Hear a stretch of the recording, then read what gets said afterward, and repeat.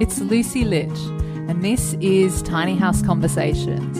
It's the Australian-based podcast where I interview experienced tiny houses, tiny builders, and adventurers in the tiny world so you can discover how to create, build, and transition into tiny life.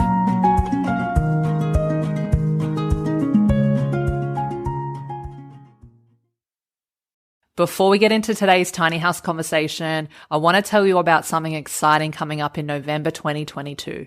It's a free 3-day online tiny house summit created by Ethan Waldman, the host of the Tiny House Lifestyle podcast and author of the guide Tiny House Decisions.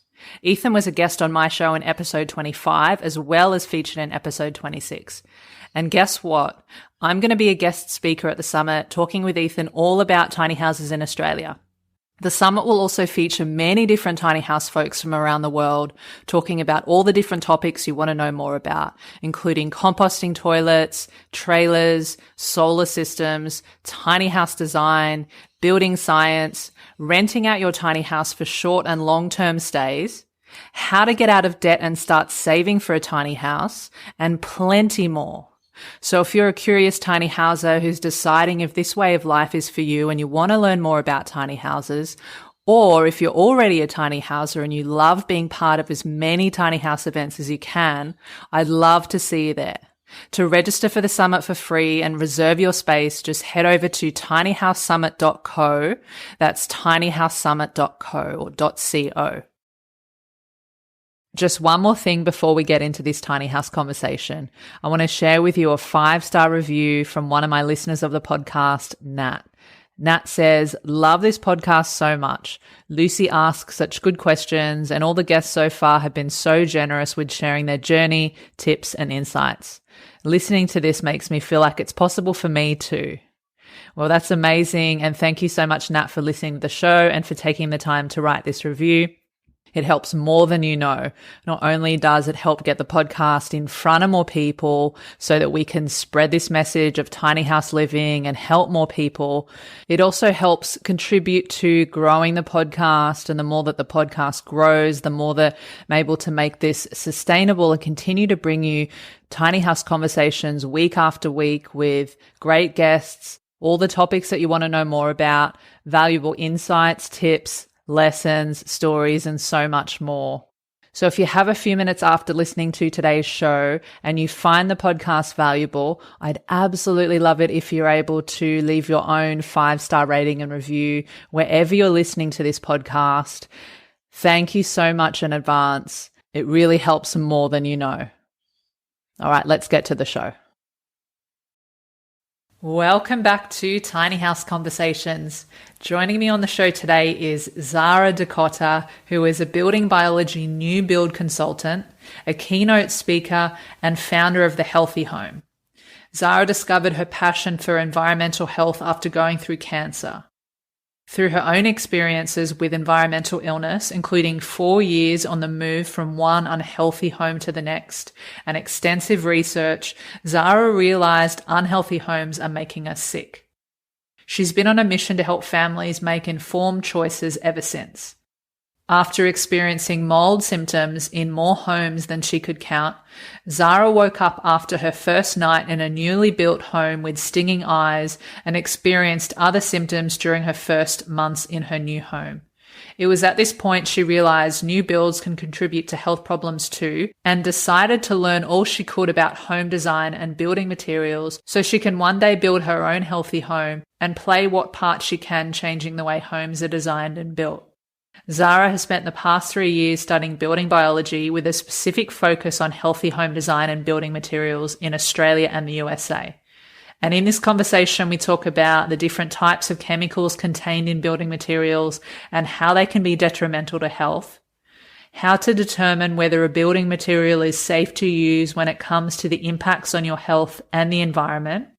We also talked about why reclaimed and recycled building materials are not always the healthiest choice, the limitations with the building codes when it comes to building materials and health, how to reduce exposure to chemicals and off-gassing in your tiny home, and so much more. This was a super informative episode, and it's a conversation I feel needs to be talked about more in the tiny house world. So, onto this tiny house conversation with Zara. Zara, welcome to Tiny House Conversations. I'm so excited to have you here today. Thank you so much for having me, Lucy. I'm very excited to be here.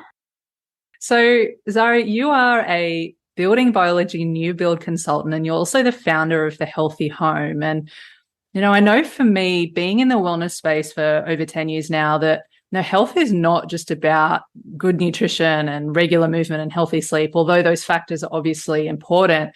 But another factor that's super important is the home environment that we live in. And it's, extremely important for our physical, our mental and emotional health. And whether it's looking at things like air quality or exposure to mold or electromagnetic fields from our devices or chemicals in cleaning products, in building materials and so much more. And, all of these things fall into that area of building biology, which we've been speaking about on the podcast in previous episodes, and we'll be talking a lot more about it, different topics in building biology in upcoming episodes too.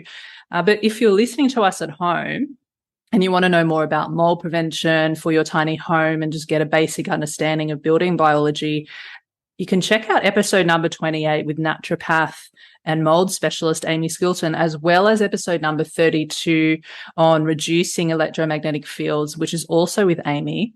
But Zara, today with you, I would love to focus on natural building materials. So talk about why that's so important to consider, about the chemicals in conventional building materials. But first, I'd love if you're able to start by just sharing a bit about your story and your background and how you came to be doing what you do today with the Healthy Home and the work that you do. Yeah, for sure. Thank you so much, Lucy. And I just want to give credit to you for giving such focus to this really important topic in the world of building biology. I think it's amazing. I hate using the word journey, but it has been, started 9.5 years ago with my first cancer diagnosis at age 29. I had breast cancer. Went to a wellness retreat after my radiotherapy, learned all the things I felt that I needed to learn as a result of my cancer experience, got rid of toxic cleaning and personal care products, switched to organic food, learned to meditate, left my corporate career. And, came out of that experience feeling very grateful for everything that experience had taught me. And then 2 years to the day later, I was diagnosed with a melanoma and had to have surgery. And thankfully in both situations, the margins were clear and my cancer hadn't spread. But after that experience, I lost a very close friend to cancer shortly after. And cancer had never made me sick. I hadn't had to go through chemotherapy or anything like that, but I had about 20 plus symptoms that none of my medical specialists were able to diagnose or attribute to anything specific. So at that point, I decided I really wanted to kind of look more into the genetic side of things and try to get to the bottom of what was going on. And I was very fortunate to come across an environmentally aware naturopath who did the longest health history anyone had ever done. Spent an hour and a half asking about every building I'd ever lived in, every symptom I'd ever experienced from the day I was born. And I found out that I'm one of the 1 in 4 people that's genetically susceptible to mold. And I probably had a degree of sensitivity all my life, but my cancer treatments and 2 years of very stressful life events had put me on the extreme end of the scale in terms of sensitivity. And I was told that for the rest of my life, anytime I wanted to move, I would need to get a building biologist to assess my home, which I thought was pretty far-fetched. Mm-hmm. A building biologist came to assess my home in Melbourne and said he didn't think it was going to be best for me long-term and I'd be better somewhere the weather is warmer. So I moved from Melbourne to Sydney, like one of the moldiest cities in Australia, and ended up spending 4 years on the move from one moldy house to the next before eventually deciding to move into a brand new build in northern New South Wales and thinking this was going to be the key to getting my health back on track. And I woke up after the first night in my new home with stinging eyes. They were stinging so severely I had to get out of the house while I let fresh air in. I had a rash for the first few months and bouts of nausea. And it was at this point I decided I needed to learn everything there is to learn about the health and environmental impacts of building materials and home design so that I can one day build my own healthy home and do what I can to be part of the movement for change in the meantime. So that led to my studies in building biology and to me being here today. Wow, what a journey you've had. I thank you so much for sharing all of that. And it sounds like you've kind of turned, I guess, something that you're experiencing that is not such, a positive thing into, helping other people avoid things like that, and really sort of. It reminds me a little bit of like Amy. I know that you're friends with Amy, like, going through all these health challenges to then coming out on the other side and then doing, educating yourself as much as possible and then helping people as well. And so I think that's really inspiring. And I love hearing that. And I'm also sorry to hear about your friend as well. And it's a tricky thing. And there are so many things in our modern environment today that can, really impact our health, especially like we're talking about today with the built environment. And so just before I mentioned that you're a building biology new build consultant and you were talking about moving into a new build as well. So I'm curious, just for anyone listening that might not be familiar with what that is and what you do or what they do, are you able to just give us a little bit of an overview of that? Yeah, so the focus of my studies is specifically on various aspects of home design and building materials. So design and materials to prevent condensation and mold, reduce EMF levels inside the home, looking at the health impacts of building materials, really just scratching the surface of what it explores on a much deeper level. So that's the focus of what I do, rather than a building biologist who goes and assesses homes when your home is making you sick. Okay, that makes sense.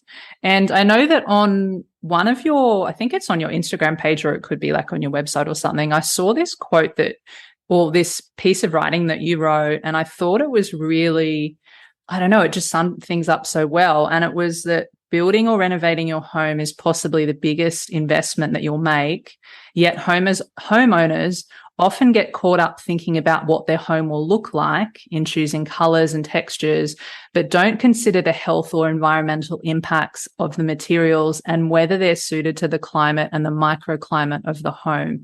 I'm wondering if you're able to just go a bit more into that, because I think it's a really important sentiment to highlight in this conversation today. Yeah. So first of all, I'm all for creating a vision board. I was interested in working on my own yesterday because building or renovating your home is a really exciting thing, and casting that vision is such an important part of bringing it to life. But I think we need to go back to the reason that we build a home in the first place, which is to meet our most basic human needs. So if you think of Maslow's hierarchy of needs, down at the bottom of the pyramid is shelter, a safe place to sleep, for our bodies to rest and repair. We need clean water to drink and bathe in and clean air to breathe.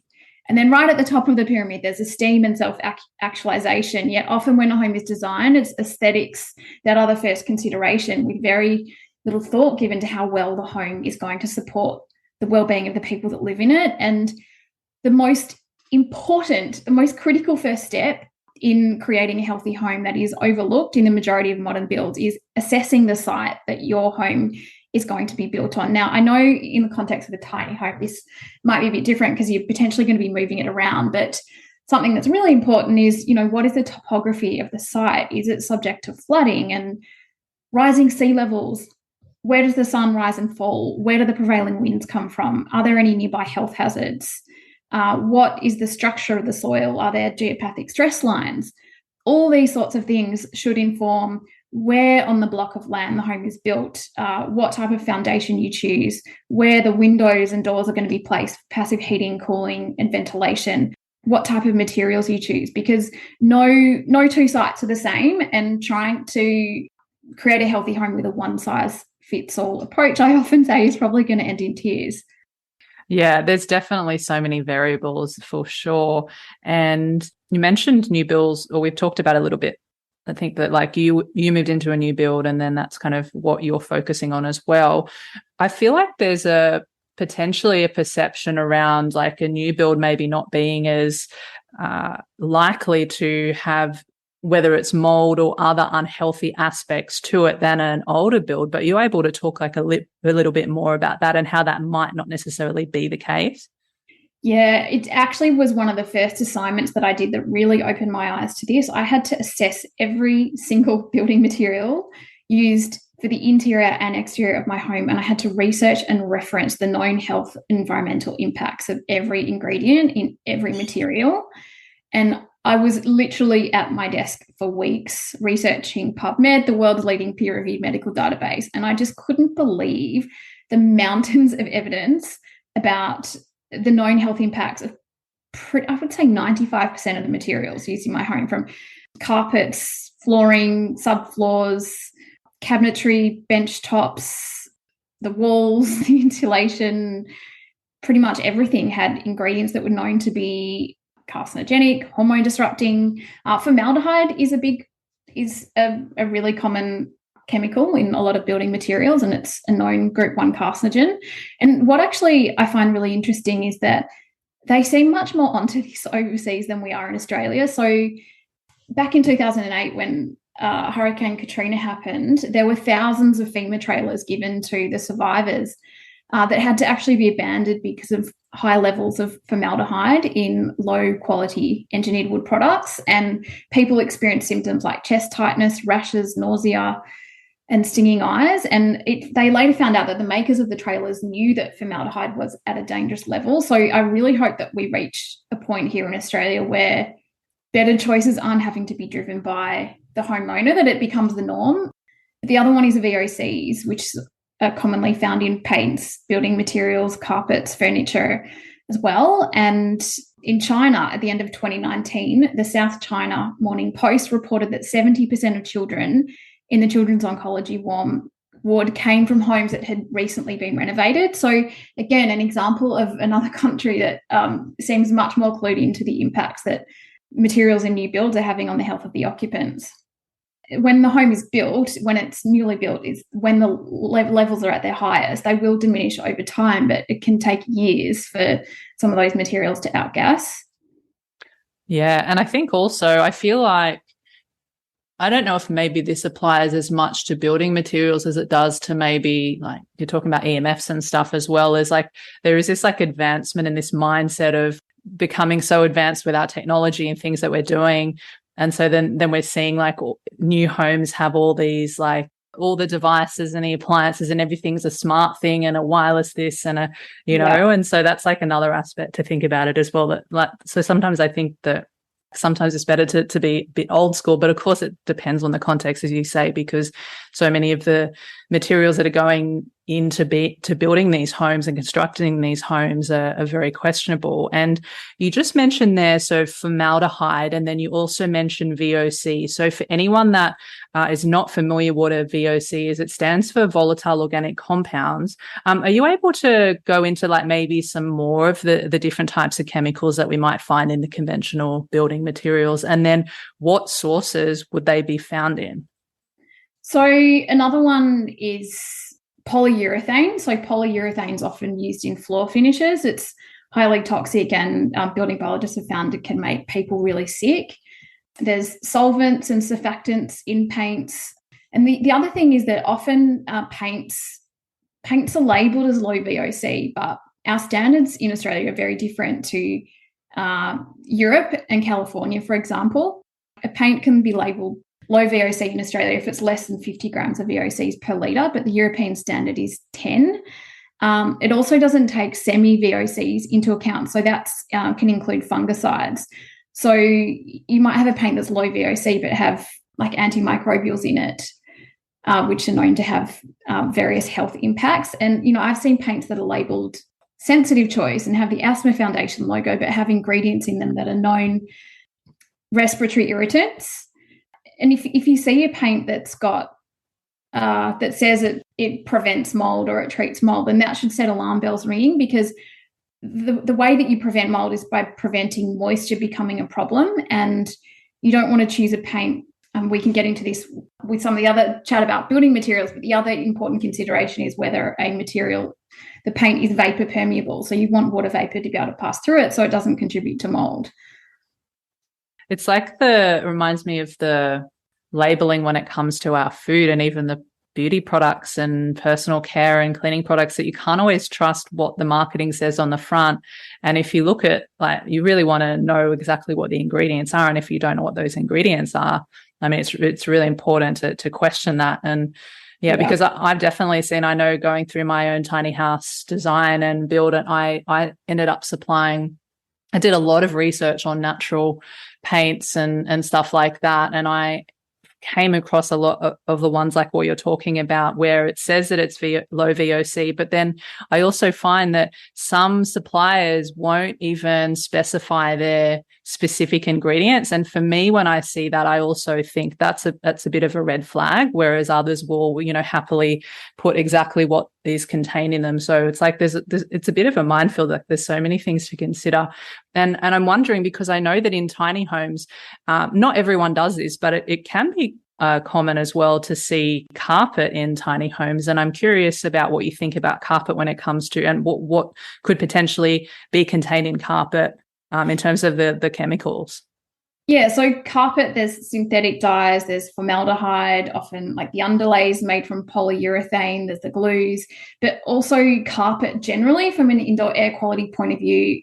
There's carpet where I live upstairs, and to be honest, if I could, I'm in a rental, I'd rip it out if I could, just because of, I heard a great analogy that having carpet is like gluing your bed sheet to the floor and never being able to wash it.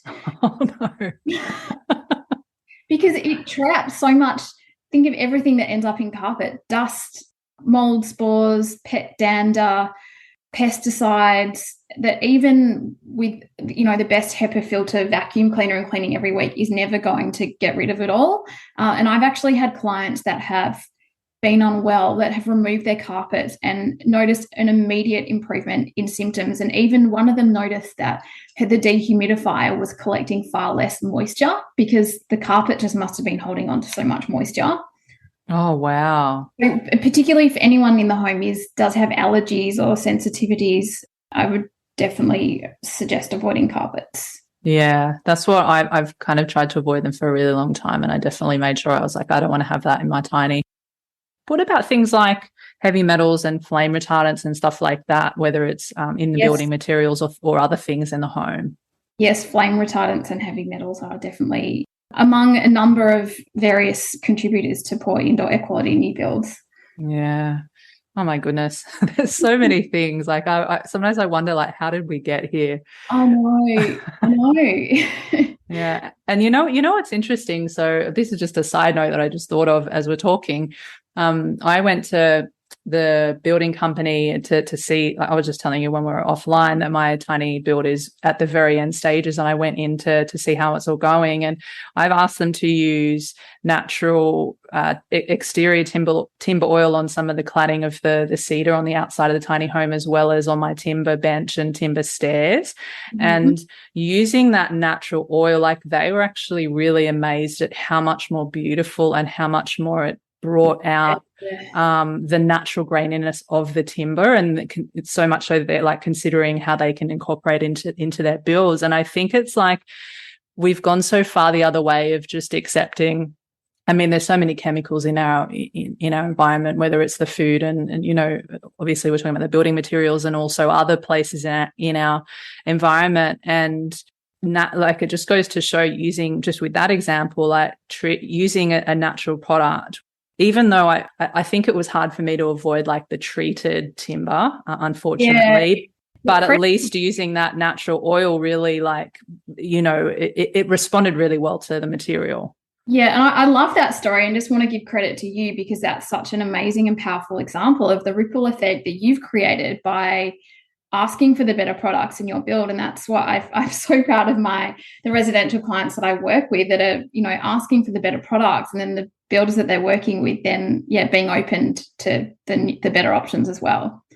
Yeah, absolutely. And I think it's a matter of education as well, like, because the more that we can talk about it and the more that, like, have conversations like you and I are today, and also you're educating people about this in a really meaningful way, that, we just got to keep doing it, because I think it really is, we're not getting that in sort of mainstream circles, that education. And, speaking of, we're talking about moisture and mold before, I know that when there are different chemicals in these building materials, that there can sort of be this interaction of when you have the chemicals in the building materials as well as the presence of moisture and mold. I'm wondering what you're able to share about that. I live in a really humid climate, as you know, and I've actually just been reflecting ahead of our chat. This home's 3 years old. I hate to think how many VOCs my body's absorbed over the past couple of years. But so in essence, high humidity will accelerate off-gassing and VOCs, and moisture in building materials will cause chemicals to decompose, which again will lead to the release of VOCs. So if you are in a humid climate in a new build, then try and keep the moisture levels under control with a dehumidifier and ventilate as much as you can. Yeah. The other thing I want to say in relation to VOCs is that not all VOCs are bad. Humans emit VOCs, so do trees, so do pets, essential oils and food. So it's the synthetic ones that we want to minimize as much as we can. Yeah, absolutely. That's a really good differentiation to make. So a lot of my listeners, some are looking to DIY their tiny home, some are going through tiny building companies. And I mean, even just from my own experience recently, it is really hard to have every single piece of your tiny home be completely natural because, you know, even as I just said before, like even if they're using natural timbers, they're often treated. And even though some builders will do like high level customization and allow you to supply your own materials or appliances or paints and fixtures and other items, because there's so many moving parts and layers to a home and really, especially literally constructing it from the ground up. So it can be a little bit overwhelming to try and supply every little thing, and maybe might not necessarily be possible anyway, just because of like availability of sourcing and stuff. But if someone is going through the design stage of their tiny home with a building company, I'm curious if there maybe are a few questions or things that they can just prioritize and consider when it comes to the construction of their tiny home to minimize the exposure to these chemicals that we're talking about, whether it's things that they can do or questions that they can ask. Yeah. So something I want to say is, and I think this is a big one for people at the moment, regardless of whether it's a tiny house, because of rising materials costs, is to let go of the idea that every material that you put in your home is going to be perfect from a health point of view, and that so much can be achieved by getting the design right. And I've been loving seeing clients in my Build a Healthy Home community that are, you know, starting to bring their homes to life, and not all their choices, even like knowing what they know, having been through the course, they haven't been able to make all their perfect material choices, but they've been able to achieve so much by getting the design right and having plenty of sunlight and ventilation and reducing their EMF exposure. So if someone's in the design stage, I think from a materials point of view, you really want to be focusing on the materials with the largest surface area on the interior. So flooring and walls, and also the sleeping areas, because that's where your body's resting and repairing for 8 hours a day. And then having non-toxic paints and finishes. If you're looking at wood products, then looking at products that are EO rated, so they have lower formaldehyde emissions. Yeah, it makes sense as well. So the places that you spend the most time, and then the places with the bigger surface area, that makes a lot of sense. And then obviously, like what you're saying, what they're finished with.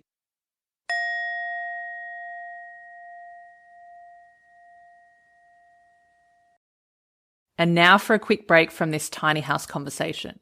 So I want to tell you about a wellness company whose products I've been using for many years, which I'll also have in my tiny house. If you've been listening to the podcast for a while, or you know me personally, you'll know that health is super important to me. It's my number one value, and that includes a healthy home environment. And Block Blue Light are an amazing company who supply specialty downlights, light bulbs, reading lamps, blue blocking glasses, and much more to help protect you from exposure to artificial blue light and electromagnetic fields from your devices, lights, and other unnatural sources of lighting, especially at the wrong times of the day or night. Their products use amber and red lights rather than blue, think candle, moonlight, and fire vibes, which humans naturally would have been exposed to, especially in the evenings in our ancestral past. But the problem today is, in the modern world, the abundance of all the artificial sources of light on the blue spectrum from our devices, where we've managed to trick our natural rhythms and circadian biology to thinking that nighttime is daytime and daytime is nighttime. That means the blue light from your phone, computer, or other devices at night makes your body think that the sun is out, and therefore your physiology expresses itself as if it were daytime, which can lead to things like trouble falling asleep, interrupted sleep or sleepless nights, as well as other health effects. And just like anything, the key is what else happens from this unnatural exposure over the long term. I love my block blue light, blue blocking glasses to wear during the day to work on my computer, as well as their light bulbs and twilight sleep lamps at night, and their twilight red light torch for camping weekends away. And in my tiny home, all my downlights are from block blue light, which means I never have to worry about exposure to unnatural light. And for someone who has had challenges for several years, I absolutely notice a difference in sleep when I use my specialty blue blockers, lamps and lights, which have been shown to support production of your sleep hormone melatonin for healthier sleep patterns. And if you haven't noticed, yes, I'm a nerd who goes to great lengths for my health.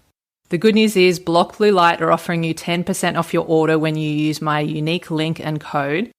Just head over to tinyhouseconversations.com/blue light and use the code THC podcast. THC is for Tiny House Conversations to get your discount.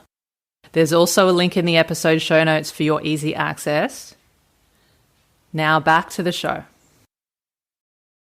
And I know that, like, to determine whether a building material is safe to use, when it comes to the impacts on our health and the environment, I know that you have some different criteria that you use to kind of to navigate this. So I'm wondering if, when it comes to selecting building materials, when it comes to cladding, what are some considerations people can think about when choosing what's best for them and their needs and their context, and maybe thinking about, because timber and steel are often what people will use when they're DIY building, or building companies will do the same?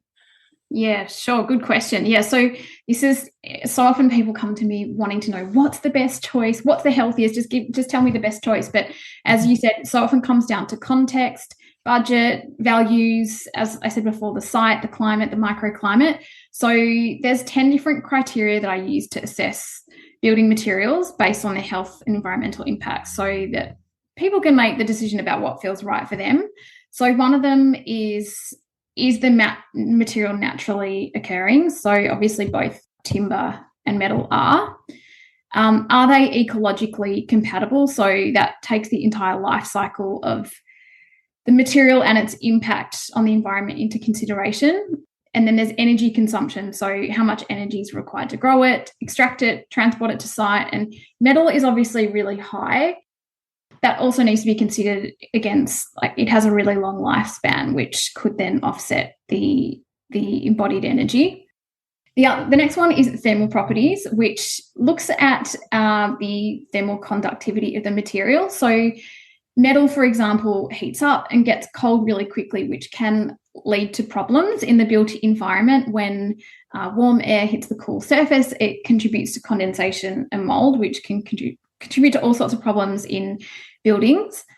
In the context of a wall system, theoretically, if the wall system is designed properly, you can use metal cladding. So you'd want to be making sure you have a ventilated cavity to make sure that any moisture that needs to migrate from the inside to the outside of the home doesn't condense when it hits the metal. The next consideration is how likely is it to off-gas toxic chemicals or radon gas. So that's another thing to bear in mind, is that a material might be natural, but granite, for example, is an example of a stone that can be high in radon gas. Hygroscopicity. So this looks at how well a material absorbs and releases moisture into the air. And this really helps regulate humidity. So timber is an example of a material that has an incredible ability to store and release large amounts of moisture because of its incredible hygrotic buffering capacity, whereas metal is not a material that is hygroscopic.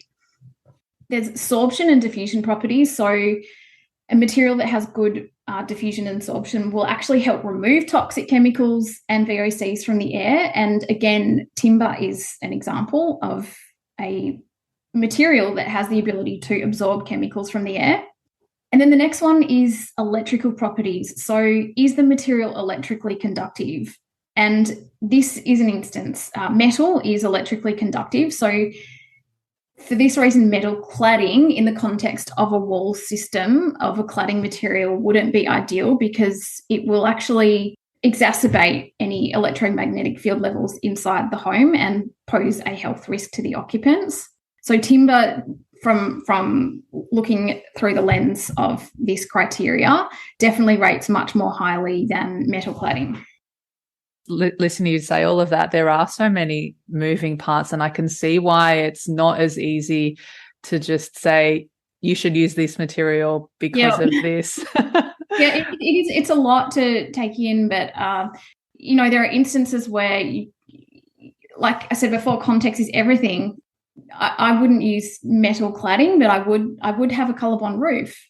But there's considerations that would need to be factored in to mitigate any potential impacts on the electroclimate. Would you say that all these different considerations that you just mentioned, so they would also go for other parts of the home? So whether you are considering, flooring and internal walls and different other aspects of the home as well? Yes. And so for each of those criteria, I give a score. There's a table that my clients can look at to see, okay, like on a scale of, is this terrible and it should be avoided, or is it kind of like avoid it if a better material is available, but otherwise, it's okay, or highly recommended. So just to really help guide the decision-making process. Something else that is very common in DIY tiny house builds is that a lot of people are using recycled and reclaimed building materials, and often with the mindset of, okay, well, this is like good for the environment because I'm not going out and buying new materials. But I'm wondering if you're able to just let us know why that might not always be the healthier option. Yeah, so I definitely encourage making use of what's locally available and recycling. I was actually on my family farm in Victoria recently, and it was amazing seeing an old converted barn, and they'd used lots of recycled timber. The thing to consider is that just because a material is recycled doesn't necessarily mean it's healthy. So recycled metal, again, like what context is it going to be used? I've heard about, innovation and recycling plastic to potentially use it to make bricks, but then that's going to impact whether water vapor is able to migrate through the material and potentially contribute to condensation and mold. If you're recycling timber, you want to make sure that it's not moldy. It's context dependent as well. There's so many different things, but it's really great to know, because I think there is this consideration of the environment, but not necessarily the health effects of these materials. And another thing that people do in the tiny house world is often someone will buy a secondhand pre-loved tiny home. And so someone listening might already be living in their tiny, and they didn't really have the opportunity to go through the construction process and sort of be really mindful of all these different materials that they're using. Or maybe they just haven't considered this before. But what are some ways that people can reduce exposure to chemicals and off-gassing and things like that if they're already living in their tiny home and hadn't considered it before? Yeah, so this, and as I've said before, this is, I fall into this category as well. And for me, it's just been about ventilate, let as much fresh air in as you can. Consider an air purifier if it will fit with a medical grade HEPA filter. Heat recovery ventilation systems have really good filtration for VOCs on them as well. So really is all about ventilation. And also, if someone's already lived in it before them and, it's a couple of years old, it's definitely not going to be as bad as it was when it was first built. Yeah. I'm wondering as well if maybe budget is something that is not too much of an issue for people. I'm wondering if it might even be worth getting a building biologist or something in to do a little bit of an inspection. If they think that their home may be making them sick, that's definitely worth investigating. And the other thing to bear in mind is that chemical sensitivity, mold sensitivity, and EMF sensitivity can and actually do go hand in hand. So it can be difficult to pinpoint like sometimes it's really obvious. Like I knew that when I've woken up, okay, my eyes are stinging. I know that it's, I know that it's likely chemicals in the air, but then there could be other things over time, like hormone imbalances or other kind of more subtle long-term health effects, and the causes might not be as obvious. And if you've got things like that going on, I wholeheartedly encourage people to work with a healthcare professional that's environmentally aware. Yeah, for sure. And also like those different things that you mentioned, so whether it's mold, EMFs, chemicals, they can often have similar symptoms, can't they? Or they can manifest in similar ways. And I know that I spoke about this with Amy on the mold podcast, about how it's hard to know exactly, like, is it this, is it this, is it this? But as you say, there will be some things that maybe seem more obvious than others. So yeah, definitely consulting a health professional. And I know something else that you often talk about is building codes and building materials. And, those codes are usually there for a reason, especially when it comes to safety. But obviously, with all that we've been talking about today, clearly there is a safety concern for health around the types of materials used to construct our homes. And are you able to just talk about maybe some of the limitations around those building codes when it comes to building materials? Yeah, well, the Australian Building Code doesn't take into consideration the known health and environmental impacts of building materials, and which, as I alluded to, the mountain of evidence that I've found through my own studies, it's quite hard to believe. And I was staggered to find that a 2018 study by the CSIRO across 40 universities found the highest ratios of formaldehyde, toluene, and xylenes, which are VOCs, in a green building. And they said that greater attention to indoor VOCs in new construction and renovated spaces and green buildings is needed. And then, as I said before, you look to there's the California Air Resources Board in Europe are enforcing policies to reduce VOC emissions, but Australia seems to be asleep on that front. Yeah, and I think it goes for a lot of different things. I feel like, as I've had this similar conversations on the podcast about building codes and other aspects that it really doesn't take into account. And that's another one I think it talked about, is like bushfire resilience and stuff. But again, it's a similar thing with these health issues when it comes to building codes. So I think it's really important to consider that and know that. And also, I mean, in the tiny house space, some builders are building to the building codes, but then more commonly, a lot of builders are building to the caravan codes because the tiny houses are on wheels. And I'm not exactly sure. Do you happen to know much about the caravan codes at all? Like, as in, I'm assuming it would probably be the same type of thing, that they wouldn't take into account the health effects of what the tiny home is being built with. I would dare say that it probably doesn't. But I don't know if you've ever heard anything about that. No, I haven't. I'd be very interested to hear if it did. But then you've got to wonder, at what point does it become a liability issue? Yeah, it's so true. It's so true. And that's a whole other thing to consider. And then insurance as well. And yeah. Zara, I know that you have got a couple of really amazing offerings for people when it comes to, healthy homes. So you've got a course called Build a Healthy Home. Are you able to just let us know a bit more about that? Yeah, for sure. So the Build a Healthy Home e-course is for people that are embarking on their own renovation or build, and we explore everything you need to consider when assessing your site, coming up with your floor plan, designed to reduce EMF exposure, prevent condensation and mold. I've created all these checklists to take all the hard work out of it for you. And then we deep dive into building materials, interior and exterior. And this community started nearly 2 years ago. And it's amazing because I think probably the best part about it for the new people that come into the group is the connection with other like-minded home builders and actually seeing what decisions they've made with their knowledge from the course.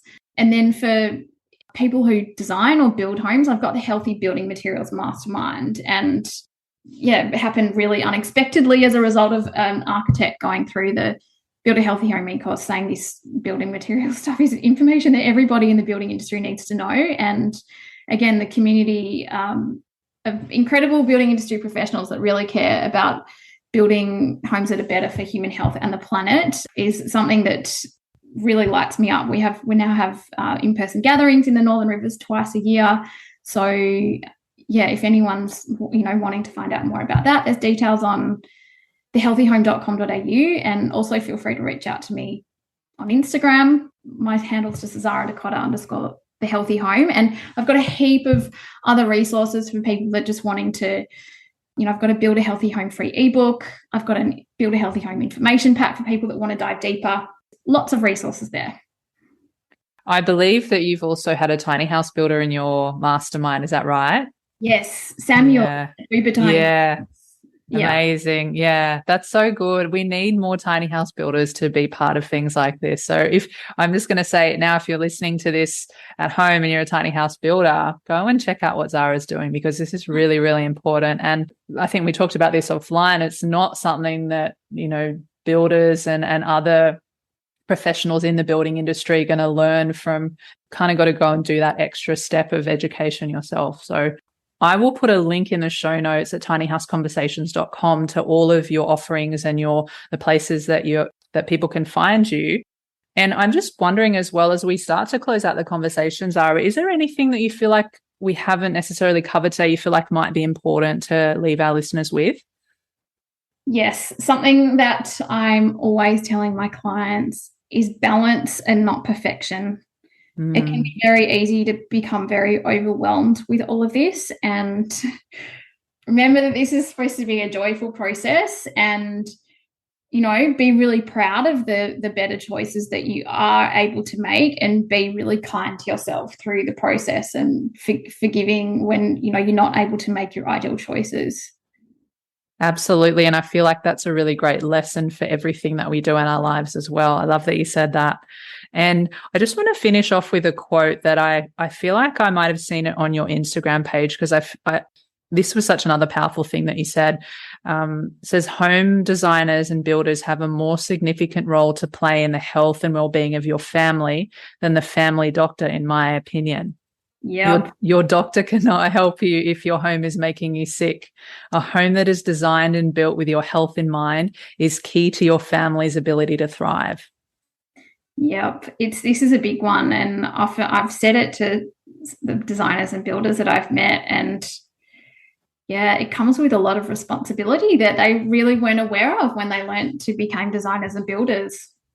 100%. And I hope that, conversations like this will start to get builders and just everyone, really, because you talked about the basic needs, back at the start of the podcast about having shelter and home. Like, it does affect all of us, right? And so those are just really powerful words. So thank you for that. And also thank you so much for just all your sharing today and for being here with me. I think it's been really valuable, and people get a lot of insights for the tiny house space. So thanks so much, Zara, for being here.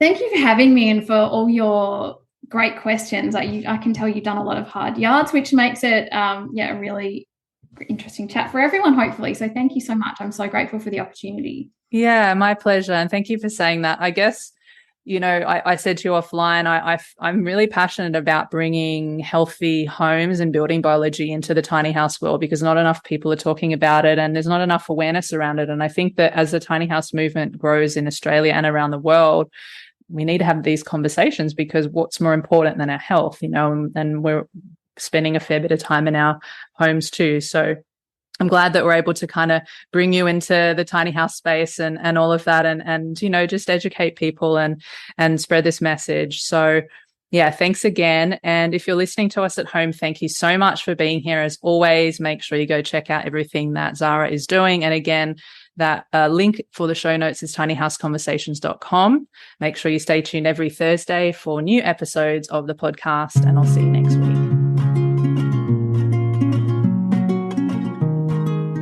Thanks again for listening. And if you enjoyed the conversation today, you found it valuable, and you want to support the podcast, the best way you can do that is to share the love. That way I can keep bringing you more tiny house conversations to help you on your own tiny journey. So here are 3 ways that you can support the podcast. Number 1, if you have a friend or family member that you feel would benefit from hearing these conversations, feel free to share it with them, email them, text them, send them a telegram, do whatever you need to do to share it with them. Number 2, if you hit the subscribe button, you'll know exactly when the next episode is live. And number 3, if you head on over to Apple Podcasts or wherever you're listening to podcasts and leave a 5-star rating and review. Thank you so much in advance. I appreciate you, and I'll see you in the next episode.